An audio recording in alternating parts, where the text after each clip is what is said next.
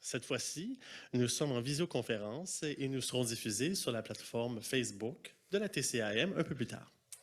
La TCAM est une table régionale de concertation aînée, composée de près de 120 membres, dont 28 tables locales aînées, situées d'une pointe à l'autre de l'île de Montréal. Nous faisons le lien entre ces tables locales, la ville-centre et d'autres acteurs comme le Secrétariat des aînés du Québec.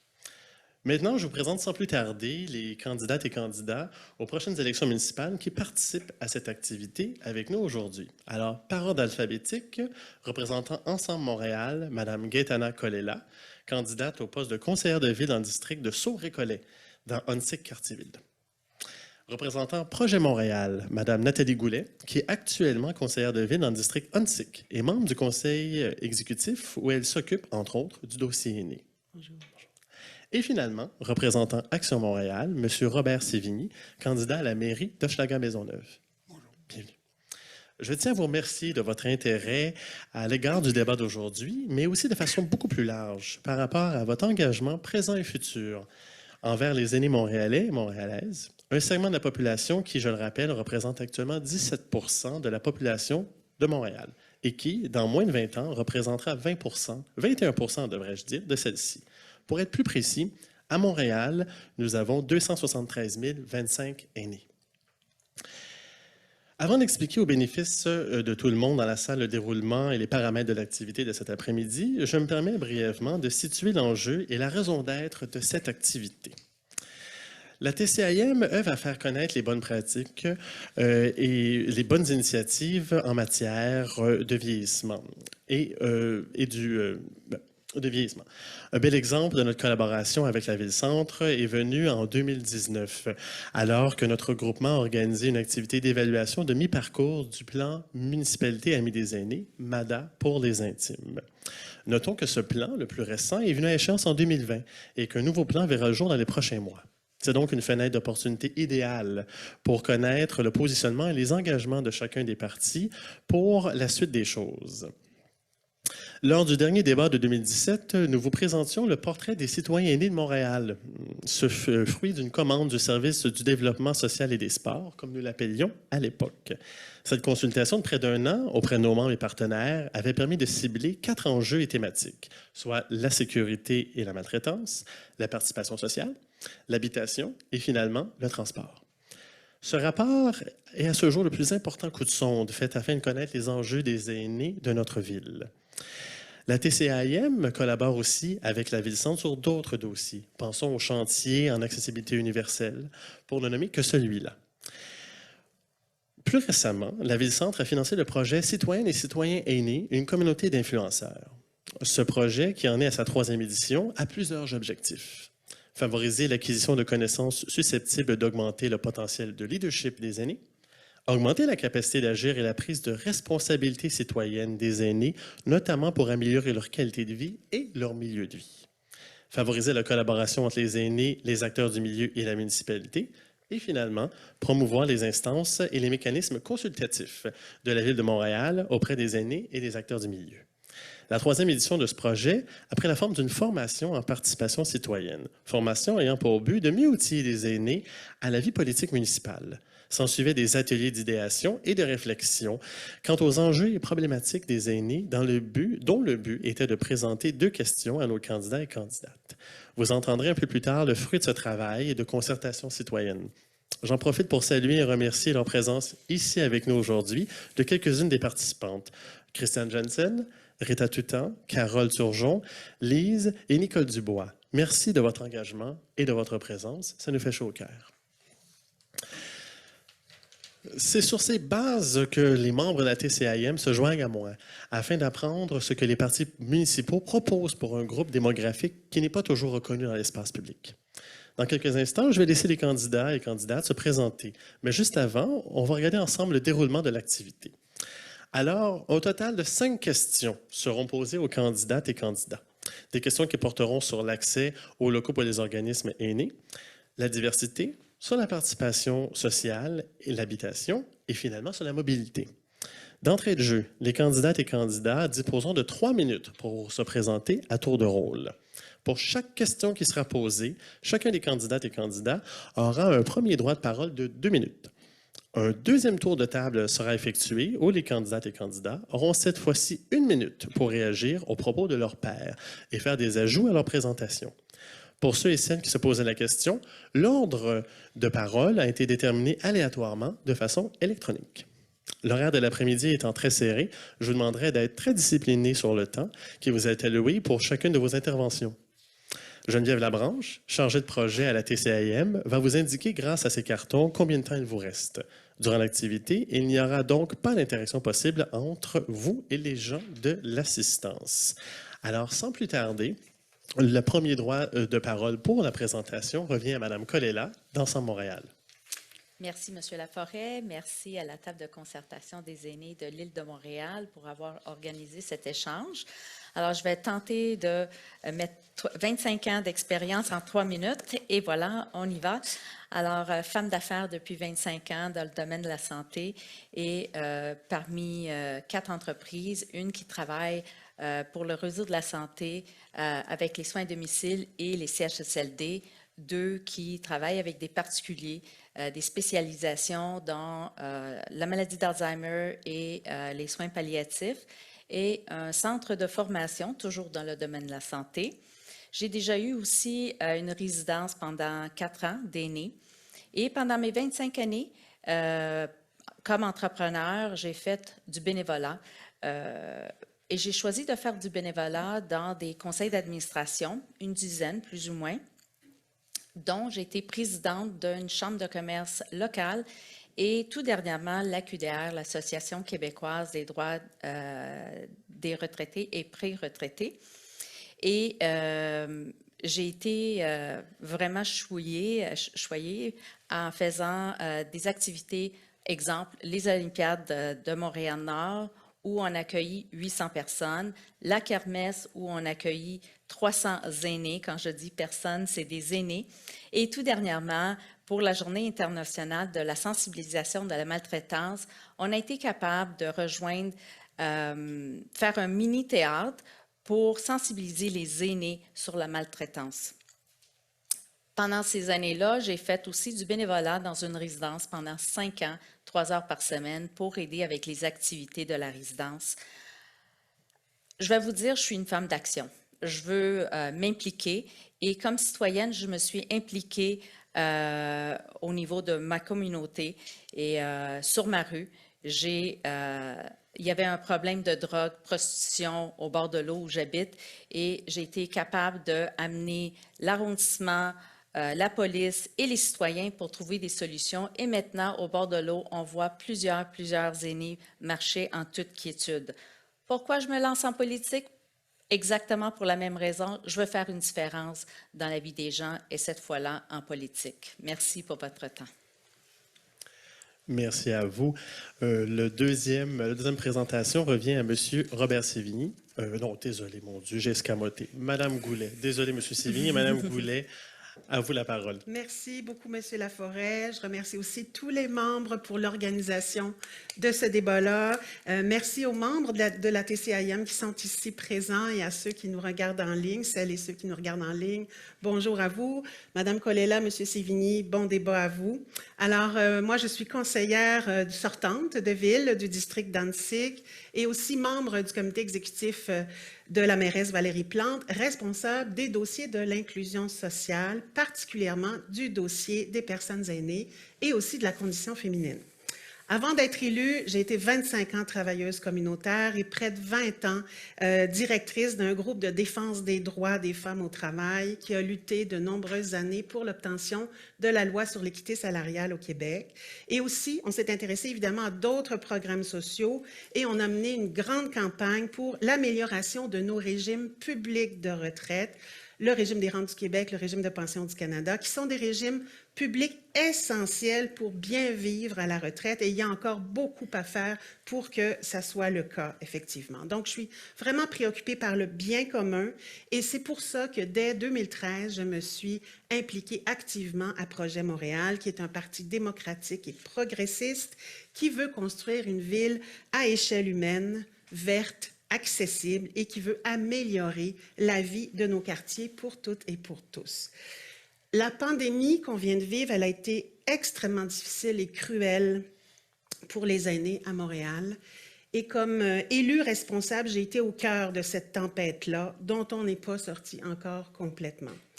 Dès le début, j'ai été en contact étroit avec les groupes communautaires qui ont fait un travail absolument remarquable pour soutenir les aînés durant cette période difficile. La ville, les arrondissements aussi, les ont soutenus en mettant en place des fonds spéciaux COVID partout à travers les arrondissements. On a aussi mené des campagnes d'appel auprès de 250 000 aînés, presque tous les aînés de l'île de Montréal, pour faire connaître les services disponibles, notamment le 211 qui pouvait répondre en 200 langues, imaginez, à tous les aînés montréalais. On a déployé du matériel, du personnel au 132 HLM pour personnes aînées de la ville. On a créé une trentaine de cellules de crise en sécurité alimentaire également. Alors écoutez, une personne très sage d'un des regroupements aînés m'a dit durant la première vague, « Les gens sont isolés, mais ne doivent pas se sentir abandonnés. » Et je peux vous dire qu'on a déployé tous les efforts possibles pour ne laisser personne derrière. Alors, dans les questions qui vont suivre tout à l'heure, je vais avec plaisir pouvoir vous présenter nos 5 grands engagements pour les personnes aînées à Montréal. Merci beaucoup. Merci beaucoup, Mme Goulet. Et là, c'est pour de vrai, M. Sévigny. Alors, vous avez vos 3 minutes de présentation. Alors, merci, M. Laforêt. Robert Sévigny, cofondateur de Action Montréal. Vous allez vous apercevoir que je ne suis pas un politicien. Je suis un homme d'affaires. J'étais cadre supérieur au Canadien national pendant 27 ans. Donc, une des raisons pourquoi j'ai décidé de créer Action Montréal et de me lancer en politique, très simple, la saine gestion. Donc, assurer à Montréal une saine gestion dans tous ces dossiers au complet. Les aînés, je pense que je suis le plus vieux sur cette plateforme cet après-midi. Donc, effectivement, un dossier très important pour nous. Et vous allez voir dans les prochains débats sur les questions, les positions que Action Montréal ont prises pour les aînés à Montréal. Alors, merci beaucoup encore à la table de nous avoir invités et passons au débat. Merci. Merci beaucoup, M. Sévigny. Ben oui, comme de raison, passons au débat. Alors, sans plus tarder, notre première question, qui est le fruit de cette concertation citoyenne entourant le projet Citoyennes et citoyens aînés, une communauté d'influenceurs. Elle a trait aux accès aux locaux et au financement des organismes. Les organismes communautaires venant en aide aux aînés font face à différentes problématiques. 2 nous semblent des plus urgentes, l'accès à des locaux et le soutien financier à ceux-ci. Dans les derniers mois, nous avons abondamment entendu parler de la présente crise du logement. Si celle-ci pose de grands problèmes aux résidents de Montréal, il en va de même pour les organismes communautaires offrant des services aux aînés. En effet, certains peinent à se trouver un toit ou, dans certains cas, voient la CSDM reprendre des locaux qu'elle avait prêtés ou loués à très faible prix. Les cas des organismes Vers vous et de Centre des aînés de Villeray, tous deux dans Villeray, et de l'Épicerie solidaire dans Pointe-Saint-Charles avaient fait couler beaucoup d'encre. Les organismes communautaires ne sont que rarement propriétaires de leurs locaux. Ils ont aussi des budgets ne leur permettant pas de payer des dizaines de dollars du pied carré que le marché immobilier demande. La Ville de Montréal, de par ses particularités tant démographiques que géographiques, amène son lot d'enjeux qui lui sont propres et qui sortent du lot. Bien que les paliers provinciaux et fédéraux offrent des financements à la mission, ceux-ci ne comblent pas tous les besoins des organismes œuvrant auprès des aînés. À quel niveau comptez-vous agir afin de mieux soutenir, que ce soit financièrement ou par l'entremise de locaux, les organismes communautaires pour aînés venant en aide aux personnes marginalisées, isolées ou encore vivant dans la pauvreté? C'est la question et la première réponse va à Mme Goulet. Merci, M. Laforêt. Alors, comme vous le savez, Montréal, c'est une municipalité amie des aînés, MADA, et Projet Montréal est vraiment déterminé à soutenir les organismes de lutte contre la pauvreté et l'exclusion sociale des aînés. On le fait à 2 niveaux déjà, À la Ville-Centre, il y a une enveloppe de soutien aux organismes communautaires, notamment aux regroupements, pour divers projets qui rejoignent les aînés, par exemple en sécurité alimentaire, pour lutter contre la fracture numérique aussi, ou stimuler l'implication citoyenne. Mais aussi, on aide au niveau des arrondissements. Il y a du soutien, notamment pour les organismes communautaires qui offrent des activités de loisirs ou culturelles, par exemple. Mais vous avez raison, il faut faire plus et je suis très fière d'avoir fait adopter durant ce dernier mandat la première politique montréalaise pour l'action communautaire. C'est un jalon très important parce que ça définit les grands principes de partenariat entre la ville et les organismes en reconnaissant enfin leur autonomie pleine et entière. Et cette politique-là, elle va nous aider parce que bientôt, avec le gouvernement du Québec, on doit renégocier une très importante enveloppe de lutte contre la pauvreté et l'exclusion sociale. Et ça va nous aider à aller plus loin et on l'espère obtenir plus d'argent du gouvernement du Québec. Au plan des locaux maintenant, pour les organismes qui sont propriétaires, on s'est aussi mis en action. On termine un très ambitieux plan directeur des infrastructures communautaires. C'est un outil important aussi qui va nous permettre de mettre en place des programmes pour les organismes qui veulent acquérir ensemble ou seuls des immeubles. Il y a aussi des fonds d'investissement, notamment avec Centraide, qui ont débuté et la Ville contribue à ces fonds actuellement là. Pour les OBNL qui sont locataires, on finalise aussi la révision d'un important programme qui va être plus généreux et équitable. Et enfin, dans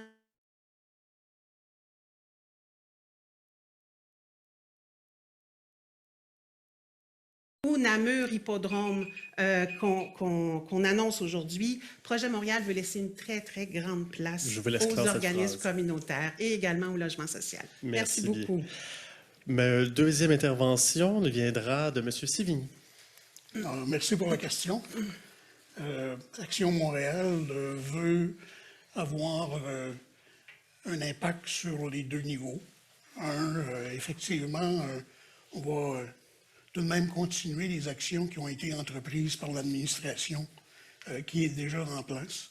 Je pense qu'il y a de très, très bonnes actions qui ont été mises en place et avoir un budget qui serait dédié directement dans les arrondissements pour les organismes à but non lucratif, les organismes qui sont pour les aînés et les organismes communautaires citoyennes. En ce qui a trait à la portion je m'en allais dire logement, mais ce n'est pas le logement, mais des organismes communautaires pour leurs emplacements de travail.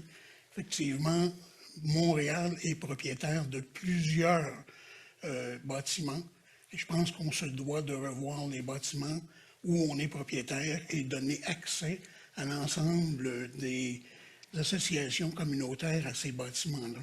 Le plus bel exemple, dans Hochelaga Maisonneuve, le marché Maisonneuve est déjà accessible aux gens. Et je pense que c'est le type d'exemple qu'on doit suivre pour pouvoir arriver à aider les aînés. Merci. Merci bien. Et finalement, Mme Colella. Merci. Merci pour la question. Alors, qui est pour le financement? Ensemble Montréal veut repenser un peu comment on va donner l'argent. On pense qu'un pluriannuel et par mission, c'est la chose à faire. Parce que quand on parle de financement et locaux, c'est deux, quand il manque de financement et quand il manque de locaux, ça paralyse un organisme à but non lucratif complètement. Je vais vous raconter une anecdote. Quand je suis arrivée en poste comme présidente et il n'y avait pas de financement, je passais mes journées à chercher de l'argent pour l'organisme. Et quand j'ai eu mon financement sur 3 ans, j'ai arrêté de stresser, je me suis concentrée sur ma mission et on a été capable, en 2019, faire une intervention avec la police auquel les aînés étaient fraudés par téléphone et on a été capable d'arrêter 6 personnes.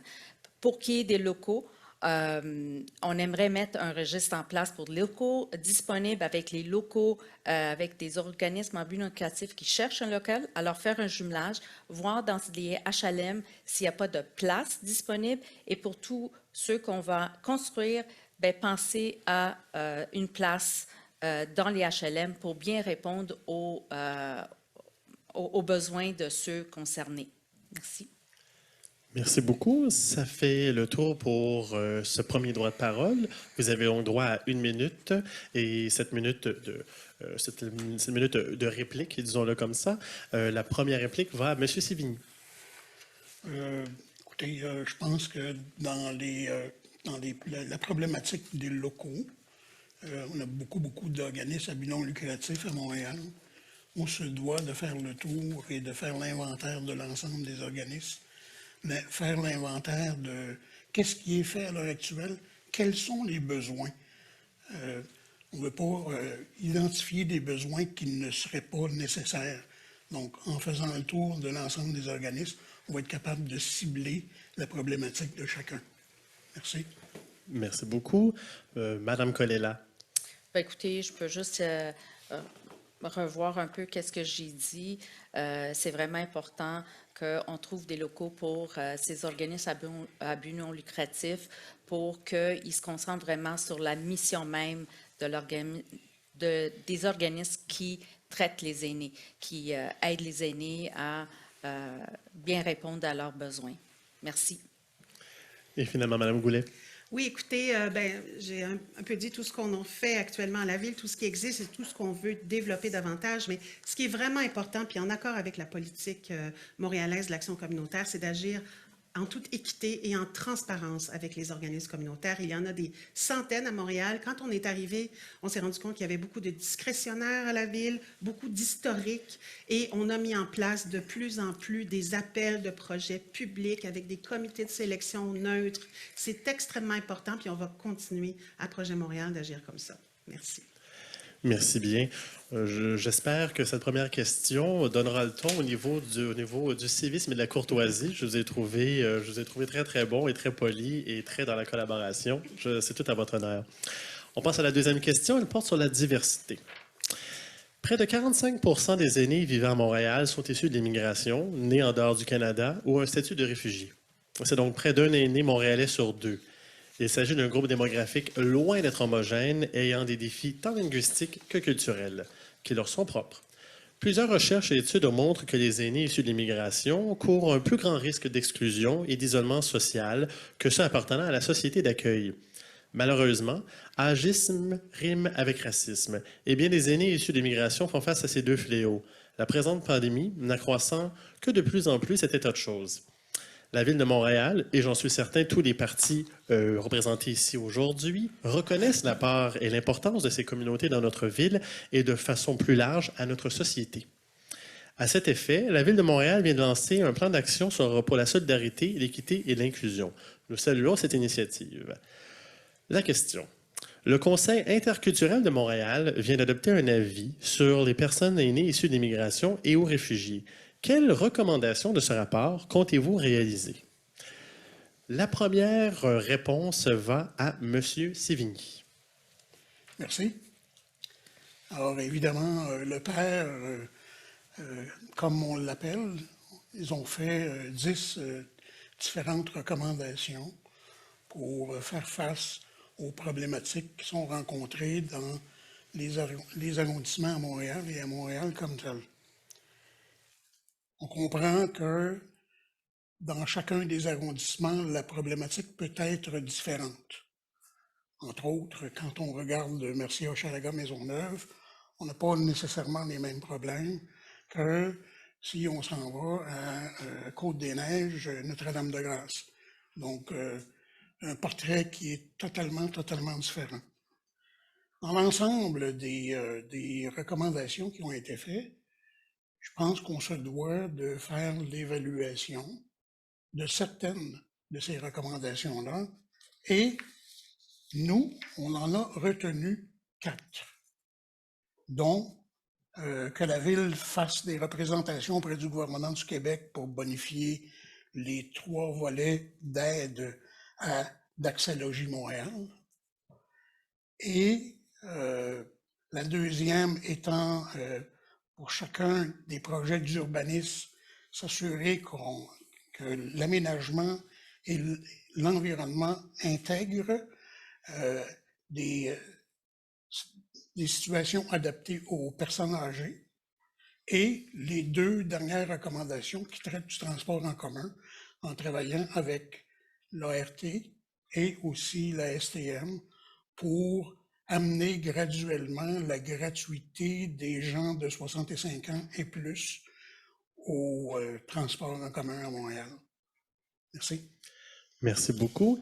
La deuxième réponse va à Mme Goulet.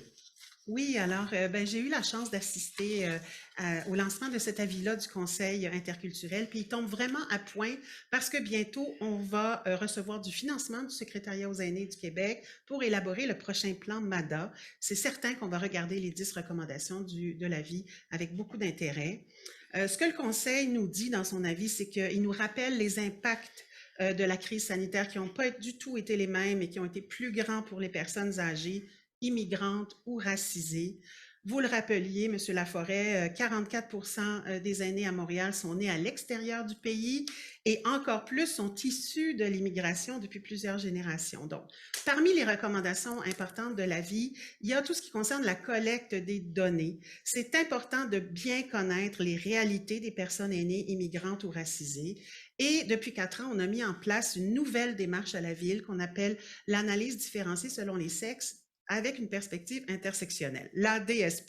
C'est un long acronyme, un long nom, mais c'est une démarche qui est maintenant utilisée à beaucoup de niveaux gouvernementaux, à l'international depuis des décennies. Et il était temps qu'une grande ville de Montréal se dote de cette démarche inclusive afin de jamais laisser les groupes vulnérables dans l'angle mort de nos programmes, de nos politiques. C'est une mesure vraiment, vraiment structurante pour l'avenir parce que chaque projet maintenant, même chaque contrat qu'on va voter à la Ville, doit désormais montrer qu'il vise l'inclusion.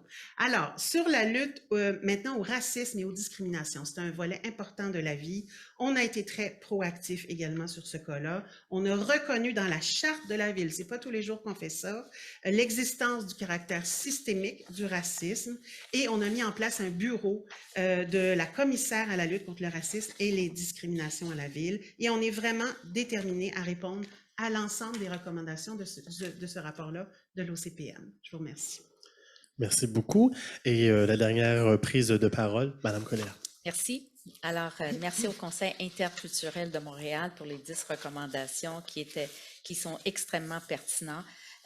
Nous allons toutes les mettre en place sûrement. Et ce que je vais vous parler aujourd'hui, c'est les recommandations 8, 9 et 10 qui parlent de la participation des aînés, l'aménagement urbain et la mobilité, incluant le transport. Alors, pour nous, ça commence dans les implications des parties prenantes, les aînés, vous. Nous, on va mettre en place un conseil des aînés dans les 100 premiers jours de notre mandat. Et on va demander qu'on se penche sur le développement urbain et la mobilité active.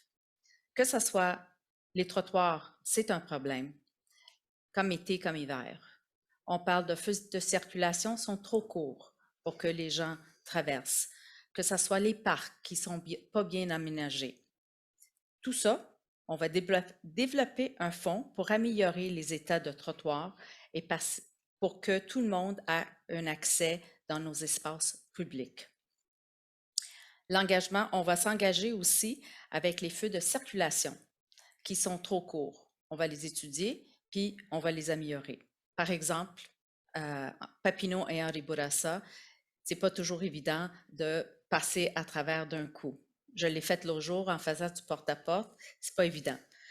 Quand on parle de transport en commun, on va offrir aux 65 ans et plus la gratuité avec le transport en commun. Et un petit clin d'œil à la QDR, je sais que vous écoutez, on ramène la navetteur et on va repenser le trajet, les horaires et la fréquence. Merci. Merci beaucoup. Alors, pour ce droit de réponse, la première réponse va à Mme Goulet.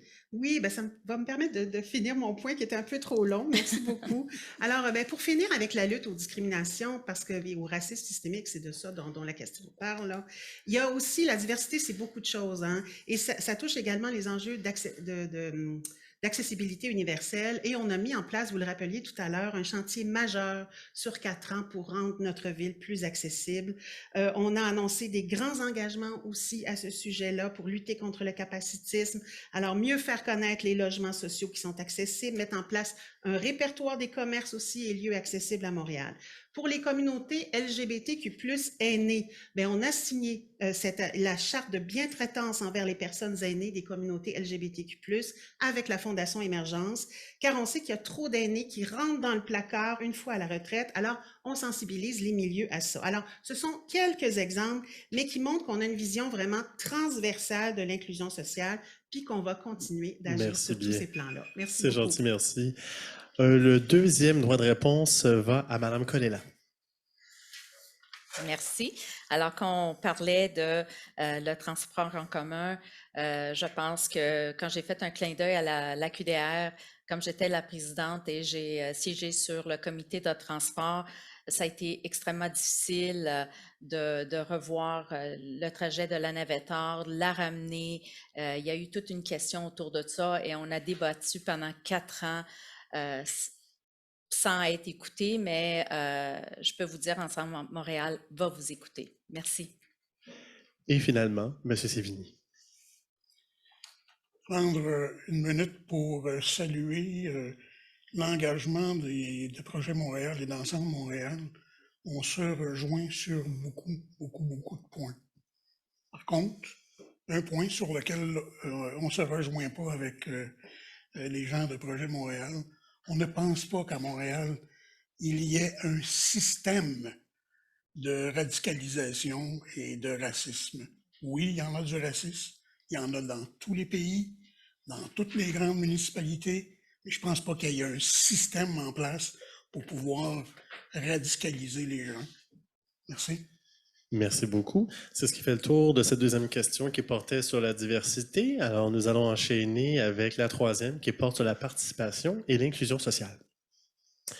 La crise sanitaire entourant la COVID-19 a forcé tout le monde à mettre leur vie sociale sur pause durant de longues semaines. Nous avons toutes et tous été affectés par ces mesures. Les aînés en ont particulièrement souffert. Les reportages couvrant l'impact des confinements sur la vie des aînés n'ont pas manqué et nous ont donné l'occasion d'entrevoir l'ampleur de cette problématique.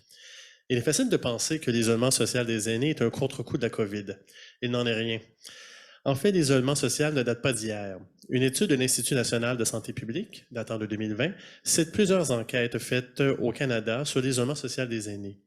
Mentionnons que 19% des aînés disaient manquer de compagnie et avoir le sentiment d'être délaissés ou isolés, et cette proportion augmente avec l'âge. Mais aussi que 37% des personnes vivant seules, personnes aînées vivant seules, rapportent ne pas avoir un soutien social suffisant.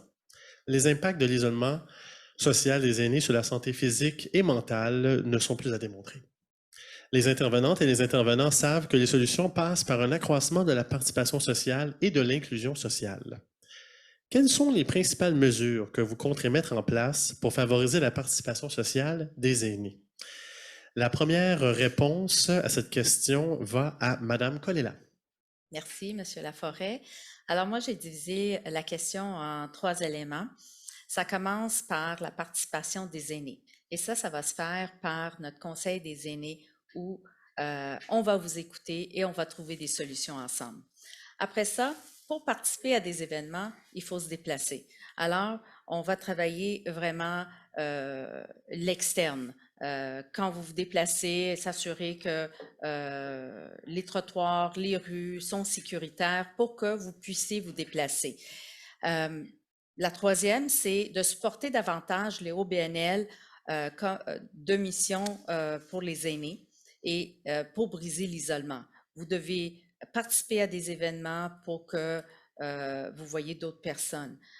Et je vais encore une fois vous donner un exemple. Pendant que j'étais présidente de la QDR, on a organisé un événement qui s'appelle les Olympiades des aînés de Montréal-Nord, auquel 800 personnes ont participé, mais aussi un Vivre ensemble, un bel exemple de Vivre ensemble auquel on est allé chercher d'autres organismes pour nous aider. Exemple, le CAB, les Fourchettes de l'Espoir et des organismes pour les jeunes. Alors, c'était vraiment un bel exemple du vivre ensemble. L'autre chose, il faut aider la participation et donner la parole aux aînés. Et c'est vraiment la participation aussi au vote. Malheureusement, cette année, ça n'a pas été possible, le vote par correspondance. Quand j'ai fait mon porte-à-porte, il y avait beaucoup de personnes qui me disaient « Je ne peux pas sortir, je suis une proche aidante, je ne peux pas sortir, j'ai peur de la pandémie, je ne peux pas sortir, je suis alitée. » Et malheureusement, personne ne savait que Projet Montréal avait ramené le vote par correspondance. Et un monsieur qui m'a dit « Pour moi, c'est où la démocratie là-dedans? » Merci bien. Deuxième tour de parole, Madame Goulet. Alors, écoutez, la participation sociale des aînés, c'est vraiment une question très intéressante parce qu'on parle souvent de leurs besoins aux aînés, mais ils ont un potentiel immense pour s'engager, pour participer activement à notre ville puis à la vie de leur quartier. Beaucoup font du bénévolat. Alors, écoutez, depuis 2019, on est très fiers d'appuyer le projet pilote Citoyennes et citoyens aînés, une communauté d'influenceurs de la table de concertation des aînés de l'île de Montréal, qui va outiller les aînés et la ville également à mieux collaborer puis à assurer une meilleure représentativité et participation des aînés dans les décisions au niveau local et au niveau de la ville-centre également. On a d'autres projets qu'on soutient à travers la ville pour briser cet isolement puis favoriser la participation des aînés. On s'est rendu compte avec la pandémie qu'il fallait vraiment diminuer la fracture numérique que vivent les aînés. On soutient plusieurs projets en ce sens-là qui vont très bien et on veut continuer. On rend accessible aussi des milliers de documents dans le réseau des bibliothèques de la ville chaque année pour mieux informer les aînés. On soutient des associations de locataires aussi, notamment dans les HLM aînés, pour créer des réseaux de vigilance aussi et de bienveillance dans les HLM. Alors, dans notre prochain mandat, on veut continuer ça. Et on s'est aussi engagé à créer un conseil des doyennes et des doyens de Montréal, une nouvelle instance consultative composée de personnes aînées de milieux variés qui va contribuer à enrichir nos réflexions sur les réalités multiples des aînés dont on a parlé tout à l'heure, puis nous aider à mieux prendre en compte pour l'avenir leur réalité. Merci beaucoup. Merci à vous. Et finalement, M. Sévigny. Je pense qu'on voit encore une fois qu'on se rejoint.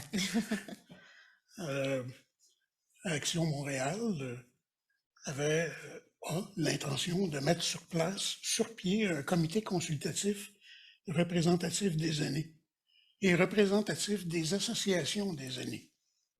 La FALOC, entre autres, la FALOC Montréal, la table de concertation et tous les autres intervenants pour pouvoir les asseoir ensemble et pouvoir discuter des besoins des aînés pour pouvoir décloisonner justement la problématique des gens qui se retrouvent dans des maisons de personnes âgées et qui ne sortent plus de ces maisons. Moi, j'ai toujours eu le réflexe, je n'appelle pas ça des aînés ou des personnes âgées, j'appelle ça des personnes expérimentées. Et ces gens-là ont tellement d'expérience sur lequel on peut tabler que oui, il est important de les regrouper ensemble. La deuxième activité qu'on discute, Montréal est une ville de festivals. On a des festivals du rire, des festivals de la langue française. Pourquoi ne pas créer un ou des festivals dans les arrondissements de Montréal pour pouvoir regrouper nos aînés? On a beaucoup d'artistes qui pourraient participer, qui font partie de ce groupe de personnes. Merci beaucoup pour la question. Merci de votre réponse. Pour les droits de réponse sur cette question, au niveau de la participation et l'inclusion sociale, le premier droit de parole revient à Mme Colella. Bien, merci beaucoup.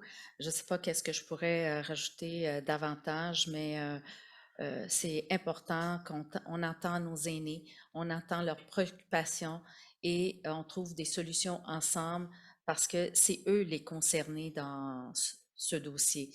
Alors, voilà, merci. Merci à vous. Le deuxième droit de réponse va à M. Sévigny. On a à Montréal, je parlais des festivals tout à l'heure, on a à Montréal pendant l'été les rues piétonnières. Alors pourquoi ne pas utiliser les choses qu'on a déjà en place, les programmes qui sont déjà en place pour pouvoir ramener nos aînés dans un centre où on pourrait faire des activités sur nos rues pour les aînés. Merci. Et finalement, Mme Goulet. Oui, merci beaucoup. Alors, j'aimerais revenir sur une affirmation qu'a faite Mme Colella, qui est malheureusement inexacte. Le vote par correspondance, jamais Projet Montréal a dit que le vote par correspondance ne devait pas avoir lieu. Au contraire, le vote par correspondance avec Élections Montréal a toujours lieu actuellement. D'ailleurs, j'ai rencontré en porte-à-porte cette semaine un couple aîné qui venait de poster son vote là, dans la boîte postale. Mais pour toute personne qui a des problèmes de mobilité, de santé, quel que soit son âge d'ailleurs. Alors, ça a toujours cours. Il faut éviter de dire que le vote par correspondance n'est pas offert par Élections Montréal parce que c'est pas du tout ça. Et d'ailleurs, il y a, puis ça me donne l'occasion de le dire, il y a 4 journées de vote, donc samedi le 30, dimanche le 31 et le 6 et par anticipation, et le 6 et le 7 novembre prochain, donc 4 journées de 9h30 le matin jusqu'à 16h le soir à peu près, et également beaucoup de bureaux de vote dans les résidences pour personnes aînées, et je vous encourage à aller voter. Merci. Madame Goulet. Écoutez, ça fait le tour de cette question sur la participation et l'inclusion sociale des aînés. Ça nous amène à notre 4e question. Question un peu particulière. J'ai le plaisir d'accueillir Madame Christiane Jensen, qui est une participante au projet Citoyennes et citoyens aînés, une communauté d'influenceurs, qui viendra vous poser une question sur l'habitation. Madame Jensen, je vous invite à vous joindre à moi.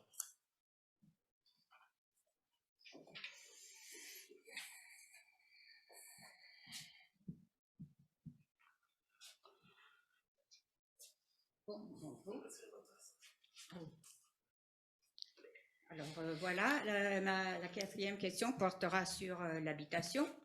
Alors le logement est un droit pour tout un chacun. Ce droit n'est pas toujours facile à appliquer compte tenu de la pression immobilière et foncière, mais aussi des coûts de la vie. Quelle que soit leur situation, les aînés sont tous affectés par des difficultés par rapport au logement.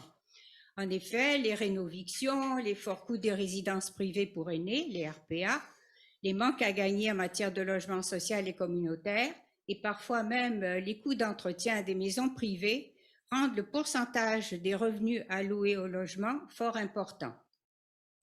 Le réseau québécois des OSBL d'habitation souligne même une pénurie de logements pour aînés, pénurie à laquelle n'échappe pas Montréal. Et le portrait n'est pas que sombre. Des initiatives et des projets permettant de voir le logement aîné d'une autre façon voient le jour. Pensons au réseau En Harmonie de l'Office municipal d'habitation de Montréal ou encore le quartier des générations. Ce dernier exemple permet aussi de mettre de l'avant des projets liant les différentes générations. Alors la question, allez-vous prendre des mesures pour favoriser le développement de quartiers plurigénérationnels comme le quartier des générations dans Ahuntsic Quartier-Ville? Et si oui, lesquels?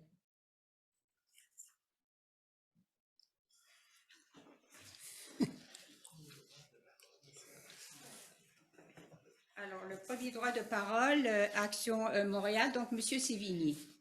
Merci pour la question, Mme Jensen. Évidemment, l'habitation, autant pour les personnes expérimentées, les aînés, que les autres, est un sujet d'actualité depuis quelques années. 2, 3 volets auxquels on veut s'attaquer. On comprend que les HLM à Montréal, les habitations à loyer modique, sont un projet géré par la province de Québec. Donc, on se doit de retourner à Québec et de travailler avec la province de Québec pour pouvoir améliorer ce programme-là. Deuxième programme, l'Office municipal d'habitation de Montréal.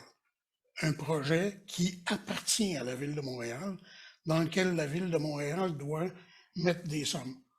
À l'heure actuelle, le parc mobilier géré par l'OM, l'Office national, l'Office municipal de l'habitation, a tout près de 5 000 logements qui sont soit vides à cause de la salubrité ou insalubres.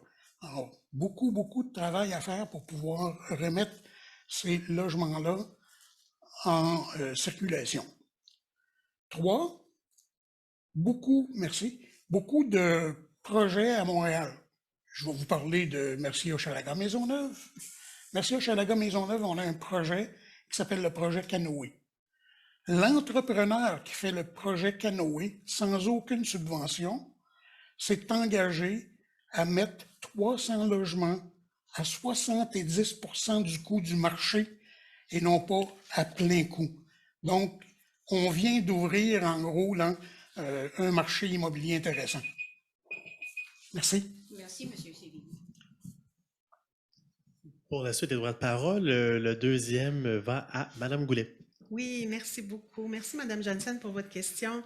L'habitation, vous le savez, c'est une grande priorité pour Projet Montréal. Oui, on croit au développement de quartiers intergénérationnels et inclusifs. C'est ce qu'on veut faire avec les grands projets de développement d'éco-quartiers, comme le site Louvain-Est dont j'ai parlé tout à l'heure dans Annecy, le quartier Namur-Hippodrome, qui sont des propriétés, des terrains propriétés de la ville en plus. Et c'est pour ça qu'on a adopté le règlement pour une métropole mixte. Hein, c'est la mixité dans le nom du règlement. C'est un règlement d'inclusion qui oblige les promoteurs à intégrer des logements sociaux abordables et familiaux dans leurs projets immobiliers. Et c'est vraiment dommage que l'opposition ait voté contre ce projet-là. Et je rappelle que le candidat Coder veut même l'abolir. On s'est doté aussi de d'autres outils. Un budget de 50 millions de dollars pour acheter des terrains pour du logement social. Ça, c'est 5 fois plus que l'ancienne administration. On s'est doté d'un droit de préemption qui donne à la ville une priorité d'achat sur des centaines de propriétés, toujours pour du logement social. Et dans un prochain mandat, on s'est engagé à créer 60 000 logements sociaux abordables sur 10 ans, à adopter un registre des propriétaires responsables qui va aussi certifier de la salubrité des logements et protéger les locataires contre les rénovictions abusives. Et pour le maintien des aînés dans leur domicile, les aînés propriétaires, on va mettre en place un programme de report des taxes foncières lors de la vente de leur maison. Merci. Et finalement, M. Sévigny. Mme Colella, merci. Vous pouvez aller encore si vous voulez. Alors, le projet du quartier des générations d'Antique est très intéressant pour briser l'isolement des aînés, spécialement pendant la pandémie. Nous, Ensemble Montréal, on veut créer des quartiers auxquels les familles, les étudiants, les aînés puissent vivre ensemble et offrir des espaces collectifs favorisant les échanges avec toutes les générations. Pour commencer, ça va prendre la mixité sociale et du logement avec des prix modiques. Chez Ensemble Montréal, notre objectif est de développer 10 000 logements sociaux, 6 000 logements abordables, 6 000 logements familiaux et 2 000 logements d'étudiants en 4 ans, et tout ça sur des terrains qui sont déjà de la ville, qui appartiennent à la ville et au gouvernement du Québec. Autant des logements d'espaces collectifs doivent être accessibles universellement. Comment vous allez sûrement me demander comment faire tout ça? Bien, on va créer des fonds d'investissement d'impact de Montréal pour l'habitation sociale et communautaire.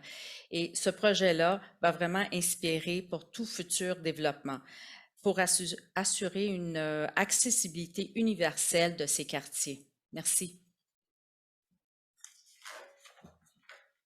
Finalement, pour les droits de réponse, le premier va à Mme Goulet. Ce sera suivi de M. Sévigny et finalement de Mme Colella. Oui, merci. Ben, écoutez, l'habitation, c'est aussi des milieux de vie. Hein. Alors, on s'engage également à d'autres engagements. On veut créer un programme de sécurisation des abords des milieux de vie pour aînés, des résidences, par exemple, comme on le fait déjà autour des écoles, avec notre programme autour des écoles depuis 4 ans. Des dizaines et des dizaines d'écoles ont été sécurisées. On veut faire la même chose pour les résidences pour aînés. On veut continuer également de réaménager nos parcs, nos espaces publics sur les principes de l'accessibilité universelle. Et aussi, on veut offrir des milieux de vie sécuritaires. Donc, on va investir 5 millions de dollars par année. C'était 1 million avant dans un programme qui va, comme Tandem, par exemple, qui va renforcer le sentiment de sécurité des aînés dans leur quartier. Merci. Alors, merci pour le temps de réplique. Action Montréal, avant de s'engager à construire 50 000, 60 000 logements, on veut voir le budget électoral qui devait être produit par l'administration actuelle a été refusé par la vérificatrice de la Ville de Montréal. Elle n'a pas voulu vérifier le budget parce que les chiffres et les pièces justificatrices étaient, selon elle, fausses. Donc, avant de prendre un engagement, la Ville de Montréal est déjà 8,2 milliards en dette, plus 6 milliards pour la STM. On est à 15 milliards de dette. Donc, prenons le temps de voir la situation financière de la Ville de Montréal avant de prendre des engagements. Merci. Écoutez, je ne sais pas qu'est-ce que je pourrais rajouter de plus. Je pense que la mixité sociale, les logements à prix modique et le vivre ensemble, ça souligne vraiment nos engagements. Merci à vous trois pour vos réponses. Merci beaucoup.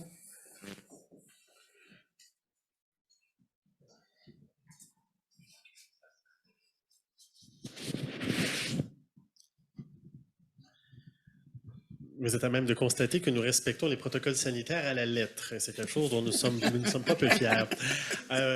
J'en profite pour remercier Madame Jensen et aussi de remercier vos consoeurs dans ce projet qui auront permis d'arriver avec des questions fort senties.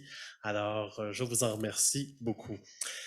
Nous avançons dans ce débat à une vitesse folle. Nous arrivons déjà à notre 5e et dernière question. Elle traite de mobilité. Elle va comme suit. La mobilité des aînés est un sujet trop peu souvent abordé, malgré les impacts profonds qu'elle peut avoir sur la qualité de vie de ceux-ci. La mobilité prend bien des formes, que ce soit le vélo, à pied, en voiture, mais aussi le transport en commun ou adapté. Les aînés ne manquent pas de choix pour se mouvoir. Mais est-ce bien le cas?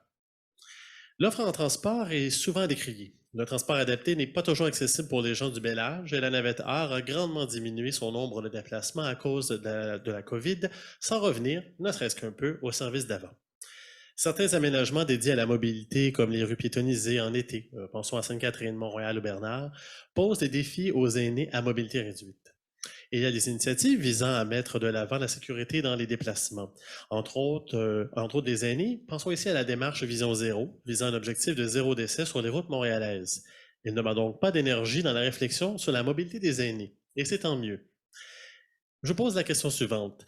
Quelle est votre vision du transport aîné, que ce soit au niveau du transport régulier, adapté, de la navette art, etc.? Alors, pour cette dernière question, le premier droit de réponse va à Mme Goulet. Merci beaucoup. Alors, écoutez, comme l'habitation, la mobilité, le transport collectif et actif sont des priorités pour Projet Montréal. En transport collectif, par exemple, vous le savez, depuis juillet dernier, on a abaissé le tarif de la carte Opus pour les aînés à 27 $. C'est le même prix qu'en 1984, imaginez. Et dans le projet mandat, on s'est engagé à offrir dès 2023 la gratuité complète pour les aînés, une économie de près de 650 $ par an.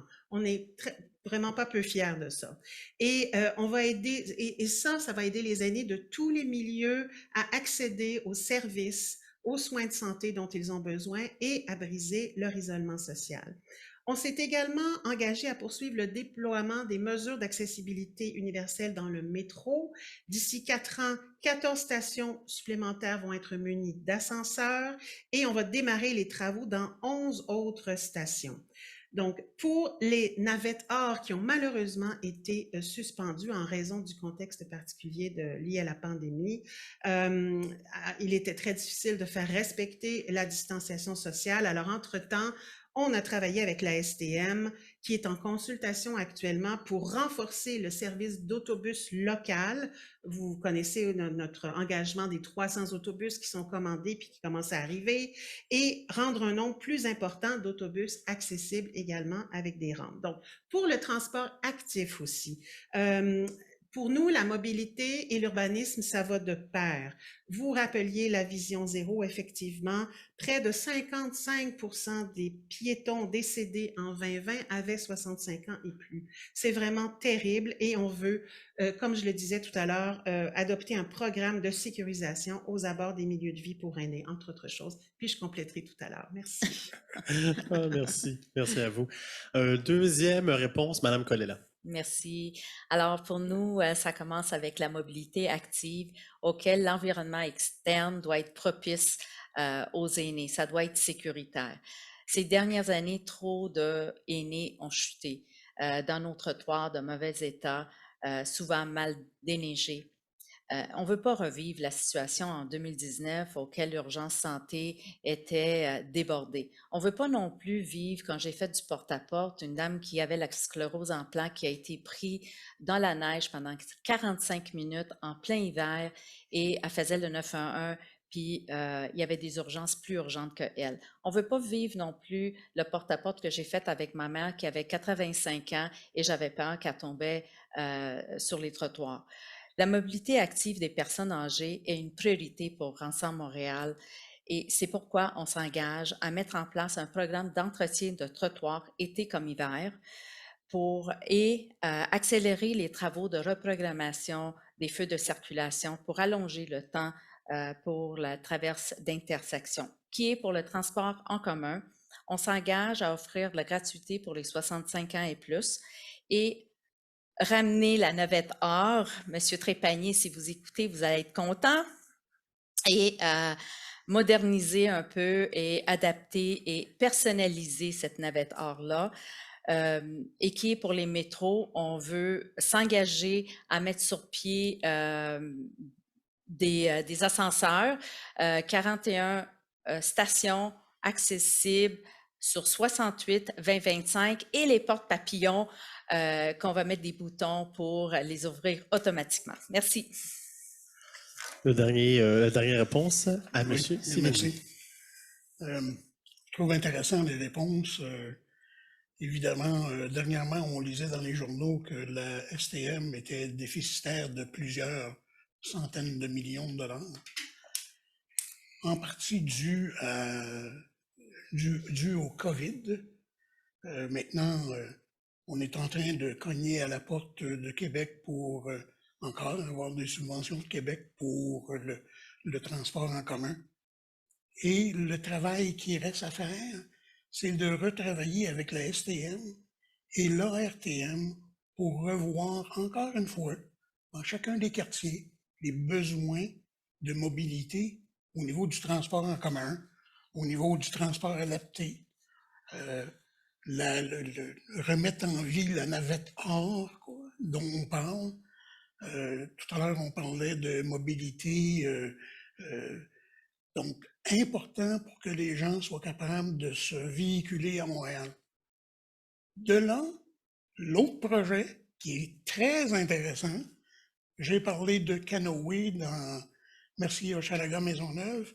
Canoë, c'est un milieu de vie.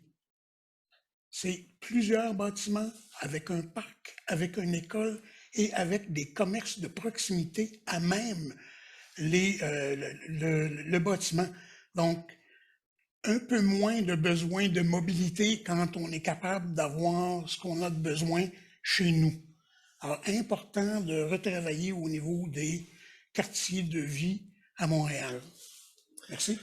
Merci bien. Madame Goulet, vous pourrez finir votre réponse? Oui, merci. Écoutez, on a d'autres engagements, notamment celui de bonifier le programme qu'on a mis en place déjà de déneigement, qu'on appelle de la porte à la rue, qui permet aux aînés de sortir de chez eux en sécurité lors des tempêtes. On va bonifier, ce sont les arrondissements qui le mettent en place et c'est un très beau projet pour créer des liens intergénérationnels. Il y a des dizaines d'aînés, par exemple, dans mon arrondissement, Antique-Quartier civile qui en profitent déjà. Quant aux pistes cyclables, écoutez, quand elles sont sécuritaires, et c'est ça qu'on met en place, des pistes sécuritaires dignes du 21e siècle, alors les gens de tous âges et de toutes conditions physiques peuvent se déplacer. Les pistes 4 saisons, par exemple, sont aussi très fréquentées par les personnes en fauteuil motorisé. Alors, et on veut encourager divers projets comme des vélos-pousses électriques, on le fait dans mon arrondissement, qui permettent aux aînés de découvrir leur quartier de manière écologique. Alors, oui à une mobilité collective et active Merci. pour les aînés de Merci Montréal. beaucoup, Mme Merci. Goulet. Je vais passer le deuxième droit de réponse à M. Sévigny. Merci. À Montréal, on est une grande municipalité. Je regarde à côté, en Ontario, où les résidents et les propriétaires ont une obligation de nettoyer. Et je pense qu'on se doit de retravailler un règlement à Montréal pour obliger nos propriétaires et nos résidents à nettoyer le devant de leur porte. Donc, que ce soit en hiver en nettoyant la neige ou que ce soit l'été en nettoyant le trottoir, ça va être déjà un départ vers quelque chose de nouveau. Malheureusement, dans Mercier-Hochelaga-Maisonneuve, Mercier a à l'heure actuelle un projet de règlement et ils vont charger un permis pour mettre la neige dans la rue. Merci beaucoup, M. Sévigny. Ce qui nous amène à notre dernier droit de réponse à Mme Colella. Merci. Alors, j'ai été un petit peu vite sur, parce que je voulais rentrer dans mon temps. Je vais reprendre. Nous, on va accélérer les travaux de construction d'ascenseurs dans les métros. Puis, notre objectif est de 41 stations accessibles sur 68 d'ici 2025, qui est aussi l'objectif de l'ASTM. Merci. Merci beaucoup. C'est ce qui clôt la partie questions-réponses, appelons-la comme celle-là. Nous arrivons maintenant au mot de la fin des candidats et candidates. Alors, encore une fois, dans l'ordre aléatoire des choses, le dernier mot de la fin de 3 minutes, je tiens à vous le rappeler, va à Mme Colella. Merci. Alors, Ensemble Montréal, comme vous pouvez voir, tient à cœur le bien-être des aînés et nous allons mettre en place plusieurs mesures, comme vous avez vu, pour briser l'isolement. Nous devons faire plus. Que ce soit pour le développement urbain, trottoirs, feux de circulation, aménagement des parcs.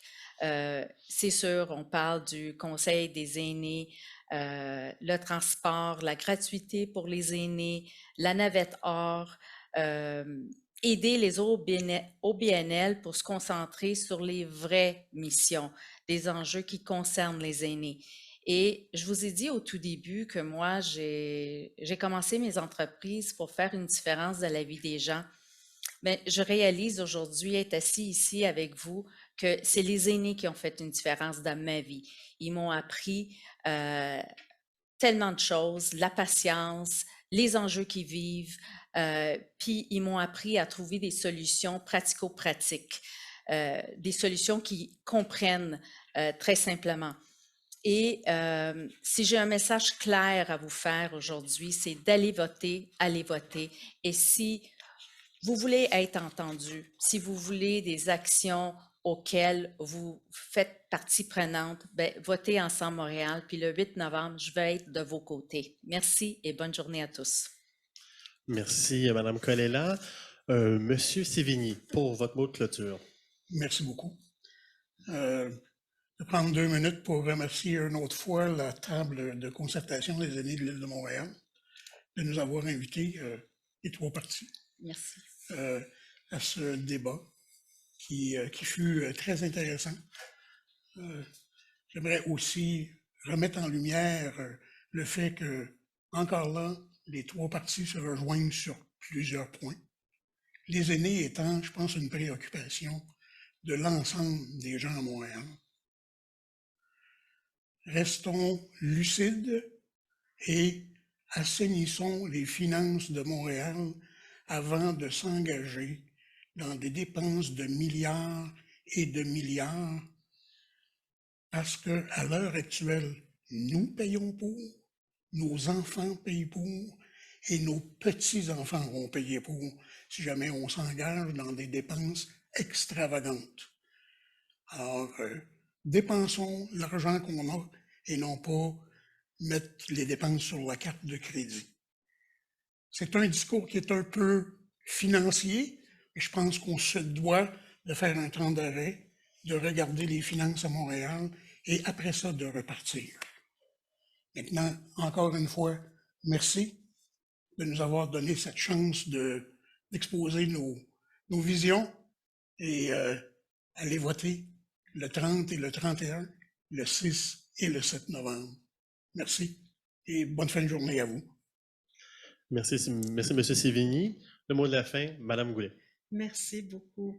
Alors, écoutez, Projet Montréal, c'est un parti progressiste qui veut aider à développer une ville verte et inclusive, une ville à échelle humaine, et on va redoubler d'efforts dans les prochaines années pour que tout le monde puisse bien vieillir en ville.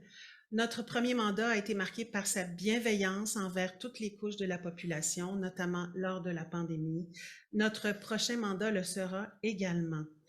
On va continuer de construire un Montréal où on peut élever nos enfants, étudier, travailler et vivre pleinement sa retraite. Alors, je rappelle nos 5 grands engagements: rendre le transport collectif gratuit dès 2023, accélérer les aménagements inclusifs dans nos quartiers, mettre en place un programme de report des taxes foncières, créer un conseil consultatif des aînés et créer un programme de sécurisation aux abords des milieux de vie pour aînés.